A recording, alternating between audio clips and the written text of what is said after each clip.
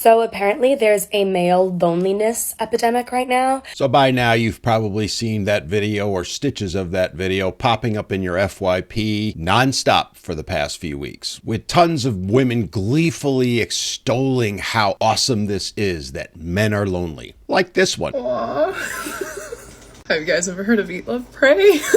Then there's others who are wondering, what should we do about it? Like this one. What are we gonna do about the men's loneliness epidemic? I know that's not a woman's problem, but it's affecting us. Notice, though, the emphasis. It's not a woman's problem, but it's affecting them. So maybe they do need to look into it. The fact that it may be affecting men, who cares? Now, what's driving this? What's creating all these videos all of a sudden? Well, we interrupt this program to bring to you a real article that was just posted on Psychology Today, headlining that there is a rise of single, lonely men. Ah, yes, that article, which came out in August of 2022, over a year ago. Yet, it's making the rounds again. And at that time, I addressed that video and debunked the entire thing, at least the way it's being taken. So, since it's making the rounds again, let's revisit it, shall we? So, as you can see, this article was published in August of 2022.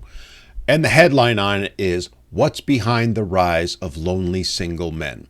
Now, I've seen several videos which have claimed this was from a study. The reality is, it's not. But because it was published in Psychology Today, people are assuming that it's based on a study, that there is science behind it. And the reality is that headline is worded the way it is, and the subheadlines below it are worded the way they are, because they know it feeds into what women want to believe. And as I've talked about often with the media, it's not about telling the truth. It's about getting you to buy their magazine, click on the links, read the articles, which is why they create these headlines. And they also know that people aren't going to read the article to find out what it actually says. And so many of these videos that I've referenced, they just read the headline and assumed it was factual and based on a study. So what is that data that was used to create this article? Well, let's look at it. Well, the first criteria is we're going to use dating apps, and they claim that 62% of the users are men. This supposedly proves that men are lonely. Now, the fact that it could be that men are more comfortable using those apps, well,